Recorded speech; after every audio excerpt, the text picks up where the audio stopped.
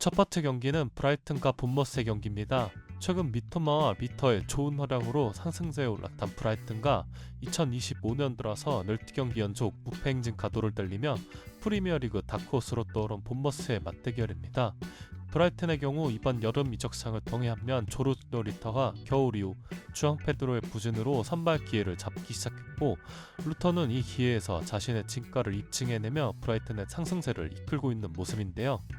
또한 이번 여름에 함께 합류한 양쿠바 민테도 겨울 이후 선발기를 잡기 시작하더니 이런 선수를 왜 지금까지 적극적으로 기용하지 않았나 의문이 들 정도로 공격과 수비 어느 자리에 갖다 놔도 알토란 같은 활약을 보여주고 있습니다.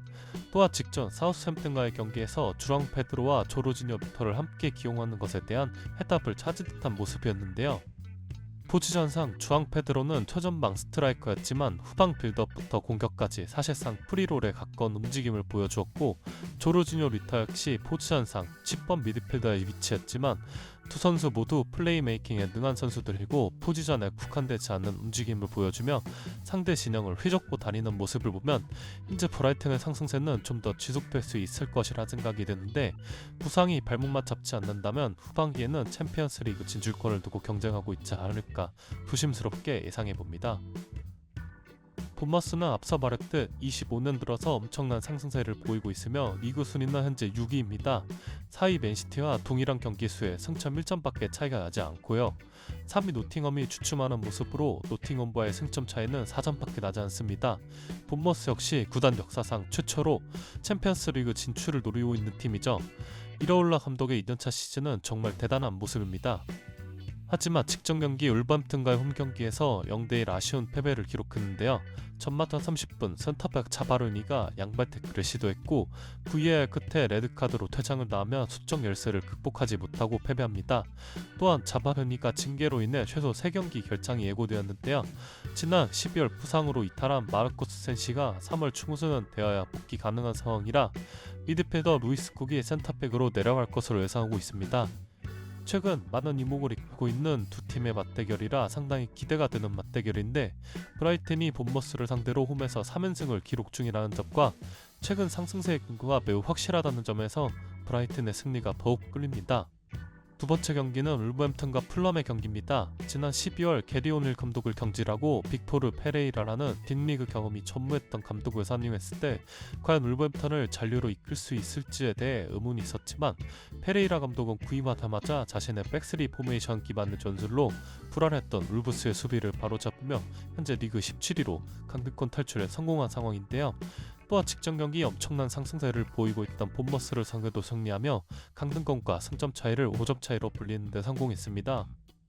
그 중심에 있는 선수는 마테우스 쿠나인데 최근 공시전 4경기 연속 득점을 기록하며 울버햄튼의 해결사가 되어주고 있는 모습이고, 쿠나를 필두로 한 빠른 템포의 역습은 안필드에서 리버풀을 상대로 위협적인 모습을 여러 차례 보여줬을 정도로 대단한 모습입니다.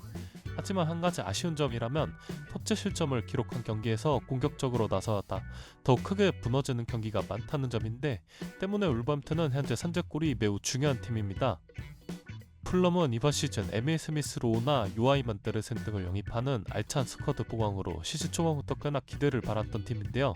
하지만 최전방 스트라이커 포지션에 대한 아쉬움은 여전히 남아있습니다. 물론 라울 히메네즈가 이번 시즌 리그 9골로 최근 시즌들에 비하면 많은 득점에 성공하고 있긴 하나 기복이 심하기도 하고 찬스 미스도 많은 공격수이기 때문에 기대감이 많이 떨어집니다.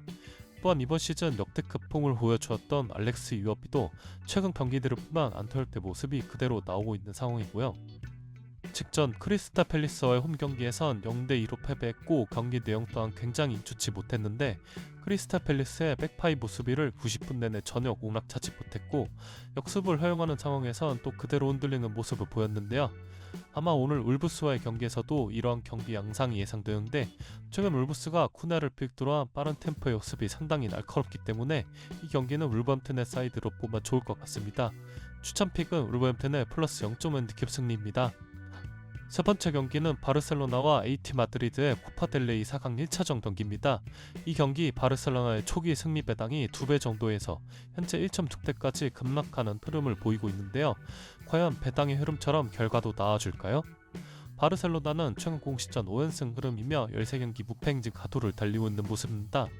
직전 경기 25라운드 라스팔마스 원정 일정이 있었고 이 경기에서 바르샤는 약간의 로테이션을 돌리는 모습을 보여주었는데요. 페르민 로페즈와 카사도가 선택을 받았던 경기였는데 공격에서 페르민 로페즈의 영향력은 하피냐를 향한 한 번의 번뜩였던 패스를 제외하고는 넘명각 없었고 카사도는 무난한 경기력이었으나 뜬금없는 패스 미스는 아쉬웠습니다. 또 대용에 비해 전진성에서 많이 부족한 모습을 보였고요. 결과적으로는 바르샤가 라스팔마스 원정에서 0대2 승리를 기록하긴 했으나 최근 폼이 완전히 떨어진 듯 보이는 하피냐는 여전히 아쉬웠고 현재 바르샤의 본체라고 할 수 있는 페드리도 쉬지 못했다는 점은 아쉬운 부분이라 생각합니다. 아틀레티코 마드리드도 주말에 발렌시아 원정 일정이 있었고 경기 초반부터 훌리안 알바레즈의 득점이 터져주면서 0대3 대승을 기록할 수 있었습니다.